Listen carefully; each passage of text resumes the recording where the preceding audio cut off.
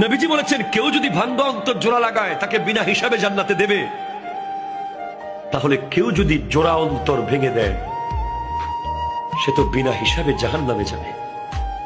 সেজন্য আমি ভাবছি আমি কখনো আমার নিজের অজান্তে কারো মন ভাঙলাম কিনা, এই ভয়টা আমি পাচ্ছি।